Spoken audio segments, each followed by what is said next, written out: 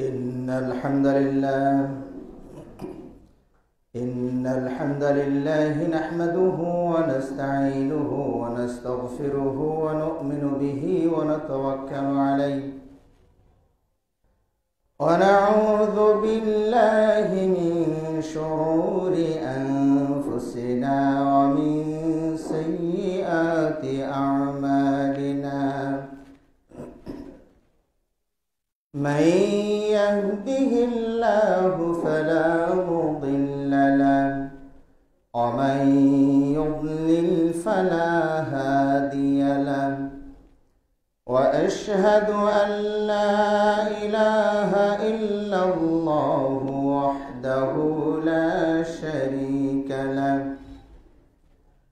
وأشهد أن محمدًا عبده ورسوله أما بعد فأعوذ بالله من الشيطان الرجيم بسم الله الرحمن الرحيم وأما عاد فأهلكوا بريح صرصر عاتية سخرها عليهم 7 ليال و8 أيام حسوما فترى القوم فيها صرعا كأنهم أعجاز نخل خاوية عن زينب بنت جحش رضي الله تعالى عنها قالت قلت يا رسول الله أفنهلك وفينا الصالحون قال نعم إذا كثر الخبث متفق عليه আলহামদুলিল্লাহ সমস্ত প্রশংসা যাবতীয় গুণগান মহান আল্লাহ সুবহানাহু ওয়া তাআলার জন্য, যিনি তার অপার অনুগ্রহে এবং অশেষ মেহেরবানিতে আমাদেরকে অনেক বিপদ আপদ থেকে মুক্ত রেখেছেন। এজন্য আল্লাহর শুকরিয়া এবং কৃতজ্ঞতা জ্ঞাপন করছি। আলহামদুলিল্লাহ। সালাত এবং সালাম শান্তির ধারা বর্ষিত হোক আমাদের প্রিয় নবী মুহাম্মদুর রাসূলুল্লাহ সাল্লাল্লাহু আলাইহি ওয়াসাল্লামের প্রতি। সমবেত সম্মানিত মুসলিমবৃন্দ, আজকের এই পবিত্র খুতবায় আমি আপনাদের সামনে যে বিষয় নিয়ে আলোচনা করার ইচ্ছা পোষণ করি সেটি হচ্ছে আল্লাহর আযাব অপ্রতিরোধ্য।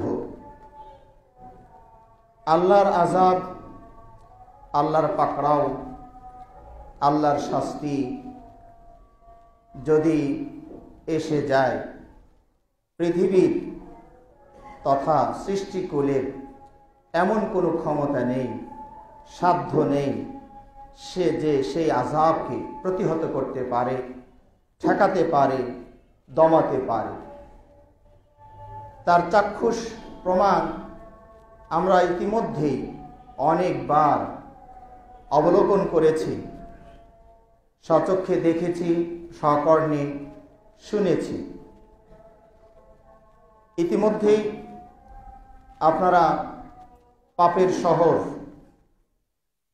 ক্যালিফোর্নিয়া সহ লস অ্যাঞ্জেলেস, এই যে শহরগুলো দাউ দাউ করে জ্বলছে, এত প্রযুক্তির অধিকারী, এত দাম্ভিক, এত ক্ষমতার দাপট, কিন্তু আল্লাহ রাব্বুল আলামিনের পাকড়াওয়ের কাছে খুবই অসহায়। সারা বিশ্ব আজ কিছুটা অবাক দৃষ্টি চেয়ে আছে। তবে মনে হচ্ছে যেন হৃদয়ের মাঝে ভালোবাসা খুবই কম। কারণ যে জাতি তাদের উত্থানের পর থেকে অন্য সকল জাতির উপরে বর্বর, অন্য সকল জাতির উপরে যিনি খড়গহস্ত, তার জন্য মায়া জাগাটা খুবই কঠিন। এই আমেরিকা মুসলিম রাষ্ট্র তো আছেই, কত অমুসলিম রাষ্ট্রকেও জ্বালিয়ে পুড়িয়ে সারখার করে দিয়েছে। আপনারা জানেন হিরোশিমা নাগাসাকির ঘটনা, পারমাণবিক বোমা মেরে পুরো দুটো শহরকে জ্বালিয়ে পুড়িয়ে ভস্মীভূত করে দিয়েছে, ছাই করে দিয়েছে।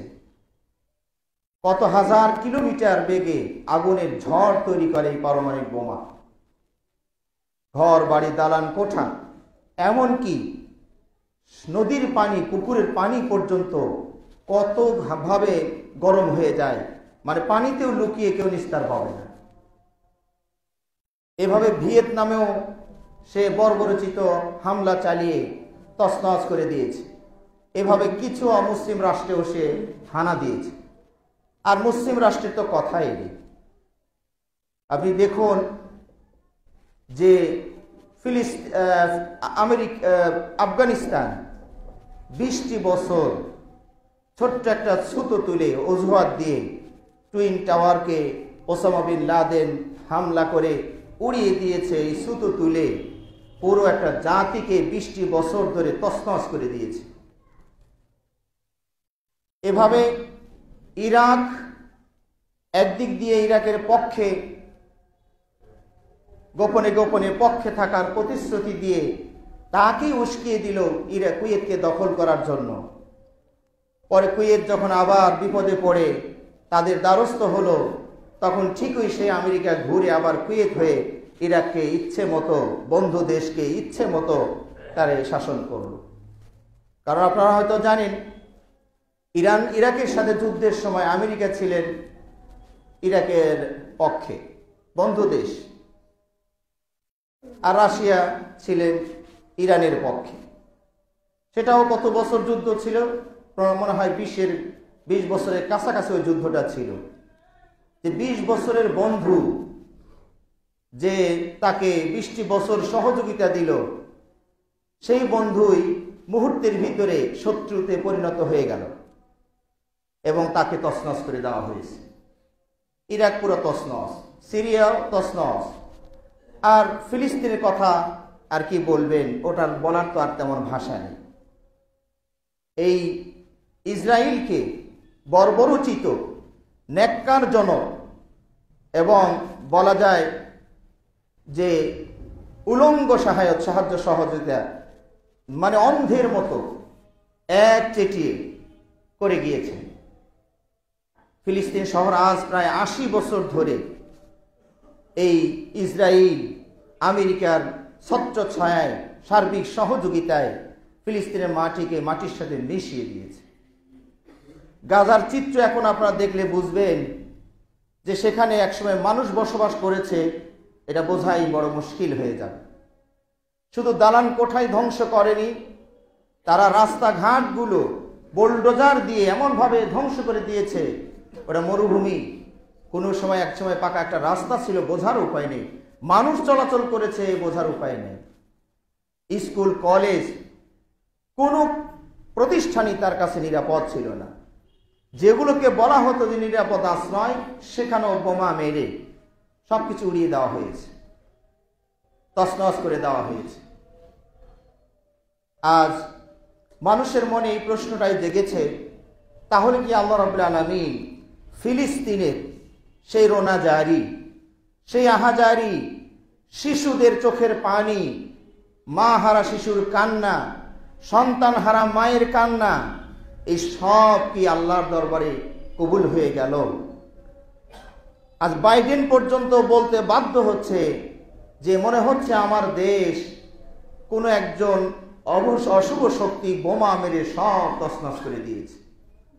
আজকে হয়তোবা কিছুর উপলব্ধি হতেও পারে, তিনি যখন অন্য রাষ্ট্রগুলোকে জ্বালিয়ে পড়ে সারখার করে দিয়েছেন, তখন তো মনের ভিতরে আনন্দ উচ্ছ্বলিত হয়েছে, উদ্বেলিত হয়েছে। আর নিজের দেশে এমন একটা শাস্তি গজব আল্লাহর পক্ষ থেকে এসে গিয়েছে যে কিছুই করার নেই। আপনারা জানেন ইতিমধ্যে প্রায় 2 সপ্তাহেরও বেশি এই যে দাবানল জ্বালিয়ে পুড়িয়ে কত হাজার হেক্টর জমি, দালান কোঠা, বাড়ি ঘর সব কিছু জ্বালিয়ে পুড়িয়ে সারখার করে দিচ্ছে। কত রকমের প্রযুক্তি তারা ব্যবহার করেছে। উপর থেকে বিমান দিয়ে রাসায়নিক পদার্থ ফেলে আগুনকে দমানোর চেষ্টা, এরপরে দমকল বাহিনী তো, ফায়ার সার্ভিস তো আছেই, কোনো কাজে আসছে না। বরং কয়েকদিনের সংবাদে বলা হচ্ছে যে আগুন কিছুটা দমে গিয়ে আবার হুট করে কোত্থেকে যেন আবার জ্বলে উঠেছে। পত্রিকার ভাষায় লিখছে যে দাবানল কিছুটা বিশ্রামে গিয়ে আবার জেগে উঠেছে। এমন কিছু এলাকা মাটির ভিতর থেকে, এই এলাকার নিরাপদ ছিল, আগুন ছিল না, দাবানল তো একদিক থেকে আসছিল, এমন কিছু জায়গা ভূমিকম্পের মতো ফেটে গিয়ে ওখান থেকে আগুন বেরিয়ে যাচ্ছে। আল্লাহ, আমার কাছে মনে হচ্ছে যে পুরো আমেরিকাতে জাহান্নামের মহড়া চলছে, জাহান্নামের পেশি শক্তির একটা প্রদর্শনী চলছে। যে কথাগুলো আমরা আপনাদেরকে প্রায় প্রায় স্মরণ করিয়ে দেই যে জাহান্নামের যে দুটো পার্ট, এক সাইড আগুনের সাইড, আর এক সাইড বরফের সাইড, এই যে কথাগুলো আমরা প্রায় এই শীতকালে অনেকবার আপনাদেরকে বলেছি। ইশতাকাতিন নার ইলা রাব্বিহা, আগুন তার রবের কাছে অভিযোগ করলো, রব্বি আকালা বা'দি বা'দা, আমার এক অংশ আর এক অংশকে গ্রাস করছে। তখন আল্লাহ রাব্বুল আলামিন দুটো শ্বাস ফেলার অনুমতি দিলেন। একদিকে যেন গরমটা যখন বেশি হয়ে যায়, ওই সাইডে শ্বাস ফেললে দুনিয়ার ওই সাইডটা পুরো গরমে ভরে যায়, আবার আরেক সাইড ফেললে বরফে ঢেকে যায়, আচ্ছন্ন হয়। পুরো আমেরিকাতে জাহান্নামের যে শক্তি আছে তার বহিঃপ্রকাশ ঘটছে। এক সাইডে ক্যালিফোর্নিয়া, লস অ্যাঞ্জেলেস, এই সাইডটাতে দাবানল দাও দাও করে জ্বলছে।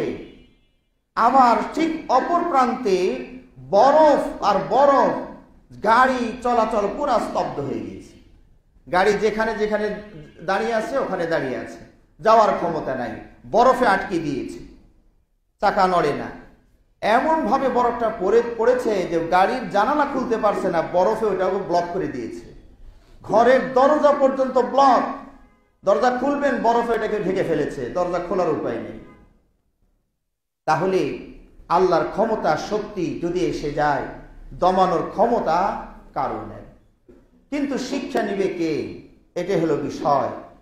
চোখের সামনে ইউটিউব, ফেসবুক, ইন্টারনেটের মাধ্যমে চোখের সামনে দাবানল জ্বলছে দেখছি, কিন্তু শিক্ষা নেওয়ার মতো মানুষের অভাব।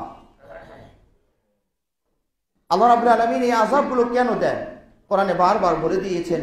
যখন আযাবের কিছু এলাকা বর্ণনার কথা আল্লাহ বলেন, তখন বলেন ফাতাবিরু ইয়া উলিল আলবাব, জ্ঞানীরা একটু উপদেশ গ্রহণ করো, জ্ঞানীরা একটু সাবধান হয়ে যাও। কিন্তু সে সাবধান কি হবে? সম্মানিত ভাইরা, ক্যালিফোর্নিয়া বা যে লস অ্যাঞ্জেলেস, যেটা এটা বলা হয় পাপের শহর। হেন কোনো পাপ নাই যেখানে হয় না। হলিউড, বলিউড, নর্তকী, গায়ক, গায়িকাদের পুরা অভয়ারণ্য ছিল এই নগরটি। তাহলে এখানে সমকামিতা থেকে শুরু করে ব্যভিচার এবং মাদকতা এই শহরের বৈধ অধিকার ছিল, নিত্যদিনের এটা একটা বিষয় ছিল। এই মদে মত্ত আর ওই যে জঘন্যতম পাপে জর্জরিত, তারা লং টাইম ধরে বৃষ্টি পায় না। খেয়াল করে দেখুন, আল্লাহ যখন এটাকে জ্বালাবেন, পোড়াবেন, তো যদি পাতাগুলো ভিজে ভিজে থাকে তাহলে তো সমস্যা। এটা আল্লাহর কত আগে থেকে একটু প্রস্তুতি নিয়ে আসছেন। আল্লাহ তো প্রস্তুতির দরকার নাই সম্মানিত ভাইরা। ওই আগুন ও সাগর আগুন হয়ে যাবে। কোরআনে আল্লাহ বলে দিয়েছেন না, ওয়াইদাল বিহারু সুজ্জিরাত। তো তারপরেও মানুষকে বোঝানোর জন্য লং টাইম ধরে এখানে বৃষ্টি আসে না। যে এলাকায় পাপ বেড়ে যায়, আসমানের রহমত সেখান থেকে বন্ধ হয়ে যায়। এই যে একদিক দিয়ে বৃষ্টি না হওয়াতে গাছ গাছালি সবগুলো শুকে চৌচির হয়ে আছে। শুকনো খড়িতে আগুন যেভাবে জ্বলে, ওই যে কাঁচা খড়িতে ওইভাবে জ্বলে না। এরপরে আগুন লাগলে পানির যে একটা ব্যবস্থা থাকা দরকার ছিল, খাল বিলে একটু পানি থাকবে, সেটা তো নাই। আল্লাহ তো বন্ধ করে দিয়েছে উপর থেকে। রক্ষা করার মতো ব্যবস্থা আল্লাহ দেয়নি তাদেরকে। খাল বিলের পানি পর্যন্ত নাই যে পানিটা নিয়ে এসে দাবানলটা একটু ওখানে ফেলে দিয়ে নিভাবে, এই প্রযুক্তিও এখানে নেই।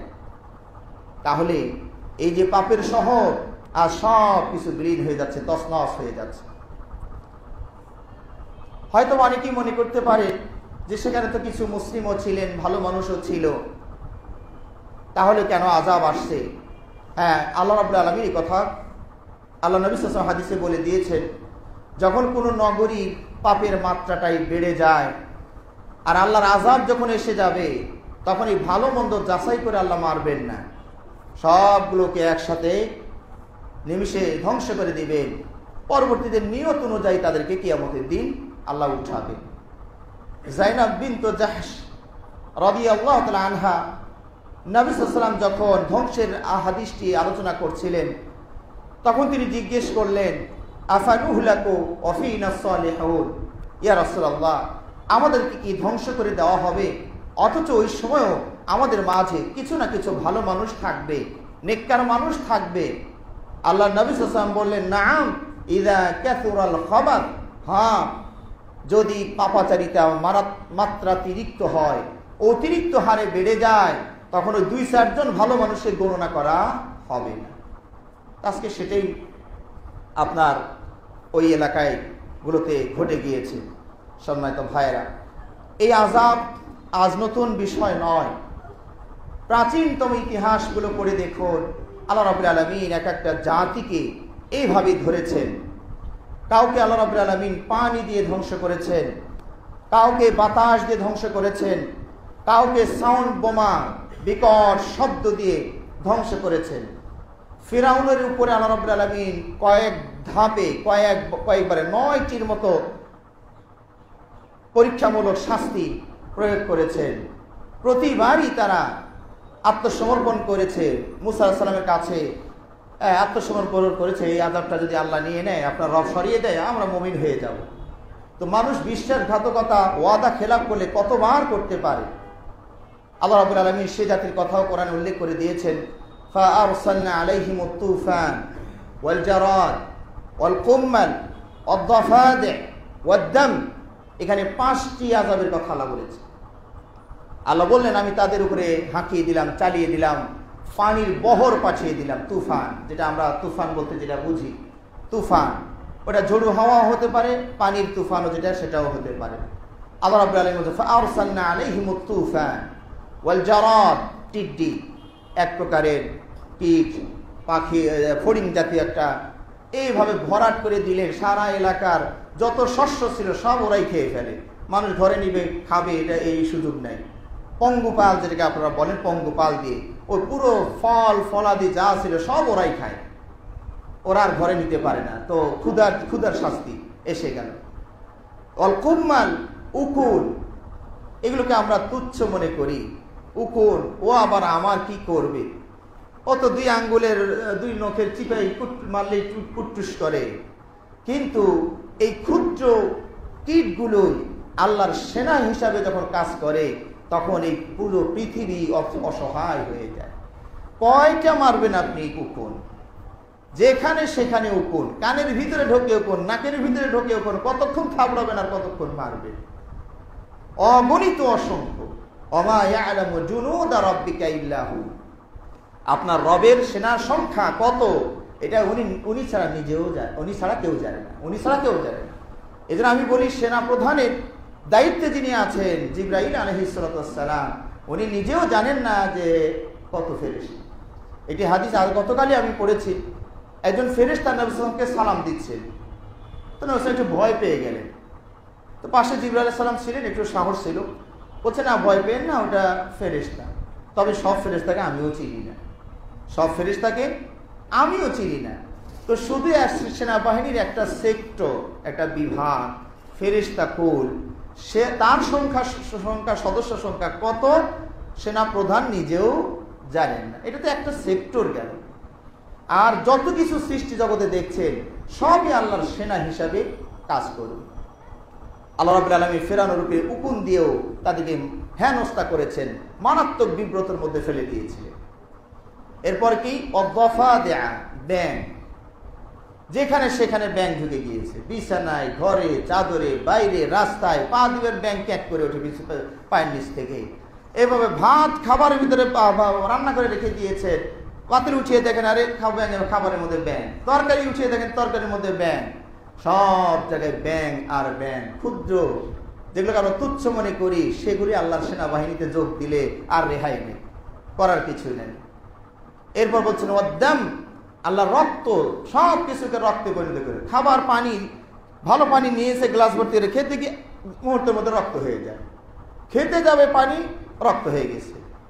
এইভাবে এই যে তৃষ্ণার শাস্তিও, রক্ত সবকিছুকে রক্তে পরিণত করে আল্লাহ তাদেরকে সেই শাস্তিও দিয়েছেন।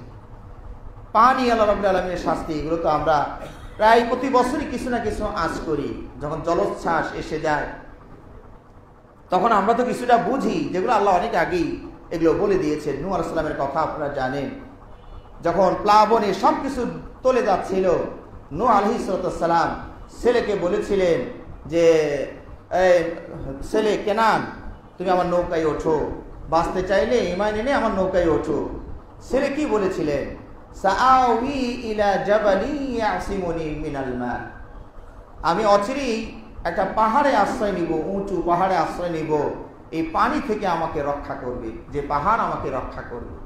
নূহ আলাইহিস সালাম বলেছিলেন লা আসিমানিল ইয়াউম, আজকে রক্ষাকারী তোমার কেউ নাই, এই ঈমান আনো আর নৌকায় ওঠো, এছাড়া বিকল্প কোনো ব্যবস্থাপনা নেই। পানি কি পরিমাণ বেড়েছিল একটু চিন্তা করে দেখুন, যে সে তো অনেক উঁচু পাহাড়ের উপরে উঠেছিল, আর ওরা নিজেরাও তো লম্বা লম্বা মানুষ ছিল, কিন্তু সব কিছুকে পানি এমন ভাবে উঠেছে। আল্লাহ কোরআনে বলে দিয়েছেন ওয়াফারাত তান্নুর, যদিও তান্নুর শব্দের ব্যাখ্যা একাধিক ব্যাখ্যা এসেছে, তবে অধিকাংশ মুফাসসিরিন কেরাম যে ব্যাখ্যা দিয়েছেন সেটা হলো চুলা, যেগুলো আমরা রান্না করার জন্য মাটির যে চুলা, মাটি খুঁড়ে একটু গর্ত করে আমরা যে আগুনটা জ্বালাই, এটা প্রতি বাড়িতেই তো আছে, একটা দুটা করে প্রতি বাড়িতে আছে। তো ওইটুক গর্ত করেছে, ওটাই আল্লাহ ঝর্ণায় পরিণত করে দিয়েছে। মনে হচ্ছে যেন খাল কেটে কুমির নিয়ে আসে। এইটুক খুঁড়লে তার পানি আসার কথা ছিল না, কিন্তু আল্লাহ রাব্বুল আলামিনের আদেশ যখন এসে গেল, ওই চুলার ভিতর থেকেই যেটা ছিল মানে বন্ধু, সেটাই হয়ে গেল এখন শত্রু। পানি বের হচ্ছে তো হচ্ছেই, এটা কোনোভাবেই ঠেকানো যাচ্ছে না। আল্লাহু আকবার। তো সেই জাতিকে আল্লাহ পানি দিয়ে ধ্বংস করেছেন, ফেরাউনকে আল্লাহ রাব্বুল আলামিন পানি দিয়ে ধ্বংস করেছেন। আজ জাতিকে আল্লাহ রাব্বুল আলামিন বাতাস দিয়ে ধ্বংস করেছেন। ওয়া আম্মা আদুন ফাউহলিকু বিরিহিন সারসারিন আতিয়া, আল্লাহ বলছেন আর আদ জাতিকে তারা ধ্বংস হয়েছিল ঝঞ্ঝা বিক্ষুব্ধ শীতল ঠান্ডা বাতাসে। বাতাসটা ছিল ঠান্ডা, মারাত্মক ঠান্ডা, শিলা বৃষ্টি, যেটা এখন আমেরিকার এক সাইড হচ্ছে, ঝড় আসছে, ওই সাইডের ঝড় হচ্ছে আগুনের, আর এই সাইডের ঝড়টা হচ্ছে বরফের, শিলা বৃষ্টি। তো যে শাস্তি দিয়ে আল্লাহ রাব্বুল আলামিন আদ জাতিকে ধ্বংস করেছিলেন, কোরআনে এগুলো বলে দিয়েছিলেন আল্লাহ। আমরা এতদিন শুনেছি, আজ যেন তা স্বচক্ষে অবলোকন করছি, দেখছি। আল্লাহ বলছেন সাখখারাহা আলাইহিম সাবআ লায়ালিন ওয়া থামানিয়াতা আইয়ামিন হুসুমা ফাতারাল কওমা ফিহা সারআ কাআন্নাহুম আ'জাজু নাখলিন খাওয়ি।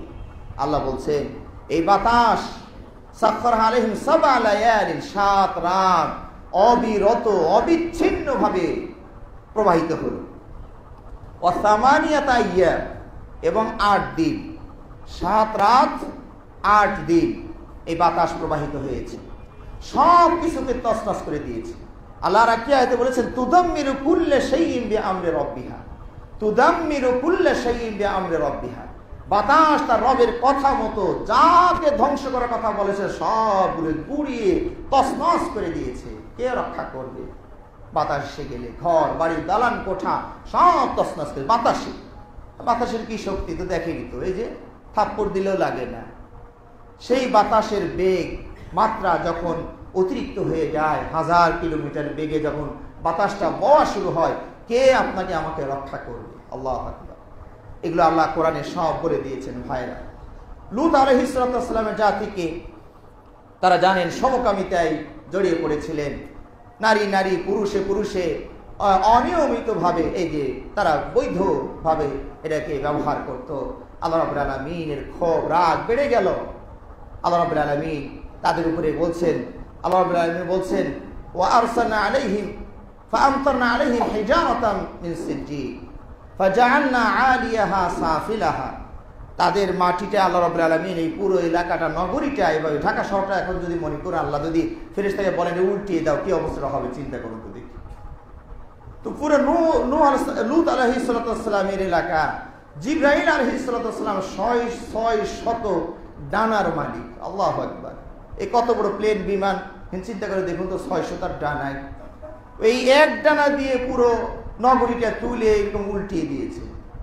তার আগে ওয়ামতারনা আলাইহিম হিজারাতাম মিন সিজিল, পোড়া মাটি, কঙ্কর, পাথরের মতো রূপ দিয়ে ওগুলোকে তাদের উপরে মেরে আগে বোমা মারছে আল্লাহ, তাদের বোমা মেরে আগে ধ্বংস করে পুরোটাকে আবার উল্টিয়ে দিয়েছে।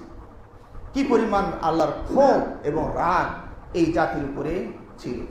সম্মানিত ভাইরা, এই সকল আযাব গজবের কথা নিজেরা শুনে জেনে দেখে তারপরেও যদি আমরা সতর্ক না হই, সাবধান না হই, তাহলে করার কি আছে? আল্লাহ রাব্বুল আলামিন আমাদেরকে উপদেশ গ্রহণ করার তৌফিক দান করুন, আমিন। ওয়া আখিরু দাওয়ানা আলহামদুলিল্লাহি রাব্বিল আলামিন। ইন্নাল হামদালিল্লাহি ওয়াহদাহু ওয়াসসালাতু ওয়াসসালামু আলা মান লা নাবিয়্যা বা'দা ওয়া আলা আলিহি ওয়া আসহাবিহি ওয়া মান তাবি'আহুম বিইহসানিন ইলা ইয়াউমিদ্দিন, আম্মা বা'দ। সম্মানিত ভাইরা, হস্তি বাহিনী আবরাহাকে আল্লাহ রাব্বুল আলামিন ওই ঝাঁকে ঝাঁকে জঙ্গি বিমান, ফাইটার বিমান, ওই যেটা আমরা তয়রান আবাবিল বলি, আবাবিল পাখি, ঝাঁকে ঝাঁকে পাখি দিয়ে তাকে আল্লাহ ধ্বংস করে দিয়েছেন। এভাবে ভূমিকম্প দিয়ে কত জাতিকে আল্লাহ ধ্বংস করে দিয়েছেন। এই তো কয়েক বছর আগে আপনার তুরস্কেও হলো। এছাড়াও তো যে আর একটা কি রাষ্ট্র যেন 2 লক্ষ মানুষ 1 সেকেন্ডের ভিতরে ভূমিকম্পে সব কিছু নিরাপদ গৃহ কবরে পরিণত হয়ে গেল, দালান কোঠা সব কবর হয়ে গেল, মাটি দেওয়ার দরকার হলো না। তালার আযাব গজব এসে গেলে বাঁচার কোনো উপায় নেই, রাস্তা নাই। আল্লাহ আমাদেরকে সাবধান হওয়ার তৌফিক দান করুন। আজ যে আমেরিকা জ্বলছে পুড়ছে, এখানে হয়তো বা অনেকে মনে করতে পারে মানবতা বলতে একটা তো কথা আছে, তাদের জন্য কি আমরা দোয়া করব? না, কোশ্চিন কালেও নয়। যে তাদের জন্য দোয়া হবে যে দোয়া নূহ আলাইহিস সালাম শিখিয়েছেন আমাদেরকে। নূহ আলাইহিস সালাম সূরা নূহর শেষের দিকে আমরা পড়বেন, এই জাতির হেদায়েতের প্রতি নিরাশ হয়ে তিনি বদদুয়া করে ফেলেছিলেন। আর এই জাতি কেমন অবাধ্য ছিল একটু চিন্তা করে দেখবেন।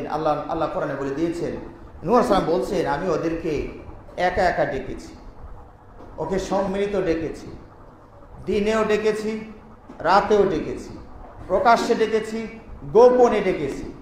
দাওয়াতের যত সোর্স হতে পারে সব রকমের সোর্স, প্রযুক্তি ওয়ে ব্যবহার করার পরও এই জাতি নূহ আলাইহিস সালামের কথা শোনেনি, বরং উল্টো কাজ হয়েছে। নূহ আলাইহিস সালাম অভিযোগ করে দিয়েছেন আল্লাহর কাছে, আল্লাহ কুল্লামা দাআউতুহুম, আল্লাহ আমি তাদেরকে যখনই ডাক দিয়েছি তখনই তারা আমার কথা শোনা তো দূরের কথা, শোনেও না। আমারটা শুনলে কানের ভিতরে কাপড় দিয়ে ওটাকে বন্ধ করে দেয়, নূহের কথা যেন কানে না যায়। কেমন অবাধ্য যায়! নবী কি তার কাছে 10 বিঘা জমি চেয়েছে না 10টা টাকা চেয়েছে?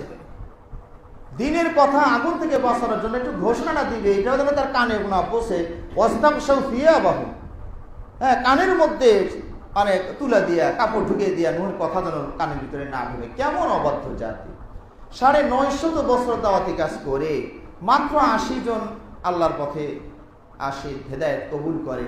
আমি তো মাঝে মাঝে মনে করি যে প্রতি বছর যদি একটা মানুষ হেদায়েত, 360টা দিন আরবি হিসাবে 360 দিন দাওয়াতি কাজ করে যদি একটা মানুষ হেদায়েত হতো, তাও তো 950 জন মানুষ হওয়ার কথা ছিল।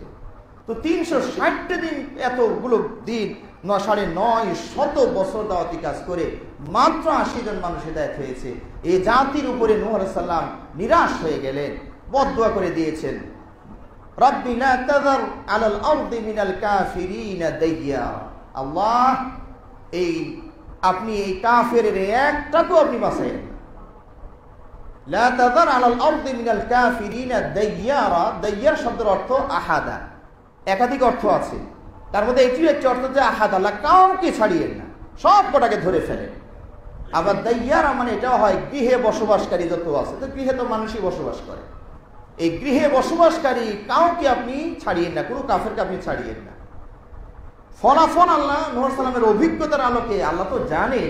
তারপর নূহ আলাইহিস সালাম নিজের বাস্তব অভিজ্ঞতা থেকে ভবিষ্যতের কথাও বলছেন যে এরা এভাবে পচেছে, এরা সব কয়লা হয়ে গেছে। আল্লাহ এই কয়লা থেকে আরেকটা যদি কিছু বের হয় ও কয়লাই হবে, ও আর মুমিন হয়ে বের হবে না। এমন কাফের কাট্টা কাফের হয়ে গেছে।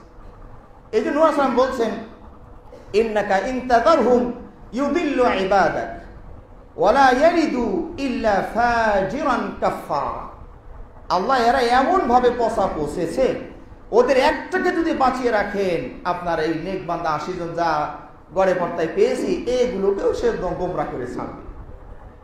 আর ওর ঔরস জাত, ওর ঔরস থেকে বংশ থেকে যা আসবে, ইল্লা ফাজরান কাফফারা, এগুলো হবে পাপিষ্ট, এগুলো হবে কাফের। তার মানে এই লোকগুলোর কুফরিটা শুধু যেন মুখে ছিল না, শুধু যেন অন্তরে ছিল না, পুরোটা দেহ যেন কুফরিতে থই থই সয়লাব হয়ে গিয়েছে। এই কোনো থেকে ঘামটা বের হলো, কুফরির ঘাম বের হয়, এমন একটা অবস্থায় তারা চলে গিয়েছে।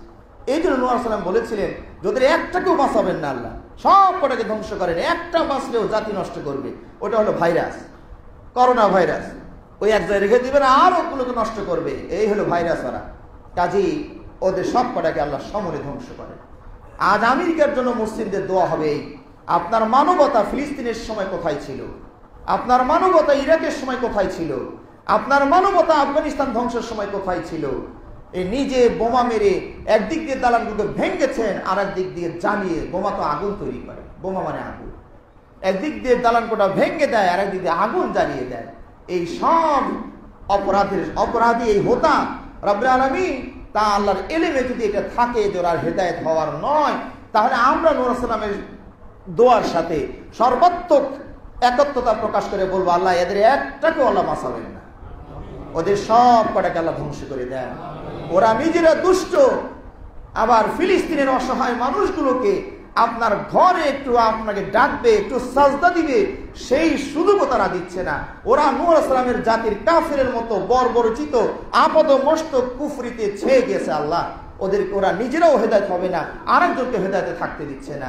এই জাতিকে আল্লাহ রাব্বুল আলামিন যে পরিমাণ শায়েস্তা দেওয়া দরকার, আল্লাহ রাব্বুল আলামিন সেই পরিমাণ শায়েস্তা তাদেরকে দান করুন, সেই পরিমাণ আযাব তাদের উপর আল্লাহ পাঠিয়ে দিন। আল্লাহ রাব্বুল আলামিন তাদের ক্ষোভ হতে, তাদের রাগ হতে, তাদের রোষানল হতে আল্লাহ মুসলিম জাতিকে আল্লাহ হেফাজত করুন। রব্বুল আলামিন এই সকল আপদ বিপদ থেকে আমাদেরকে শিক্ষা গ্রহণ করার তৌফিক দান করুন। রব্বুল আলামিন আমাদের জানা অজানা অনেক ভুল ত্রুটি আছে, আল্লাহ আমাদের জীবনের সমস্ত গুনাহগুলোকে মাফ করে দিন। আল্লাহুম্মা সাল্লি আলা মুহাম্মাদ ওয়া আলা আলি মুহাম্মাদ কামা সাল্লাইতা আলা ইব্রাহিম ওয়া আলা আলি ইব্রাহিম ইন্নাকা হামিদুম মাজিদ। আল্লাহুম্মা বারিক আলা মুহাম্মাদ ওয়া আলা আলি মুহাম্মাদ كما باركت على إبراهيم وعلى آل إبراهيم إنك حميد مجيد. اللهم أعز الإسلام والمسلمين، اللهم أعز الإسلام والمسلمين، واخذل الكفرة الفجرة اليهود والمشركين، اللهم دمر ديارهم وشتت شملهم ومزق جمعهم، اللهم انصرنا فإنك خير الناصرين، اللهم انصرنا فإنك خير الناصرين. سبحان ربك رب العزة عما يصفون وسلام على المرسلين والحمد لله رب العالمين.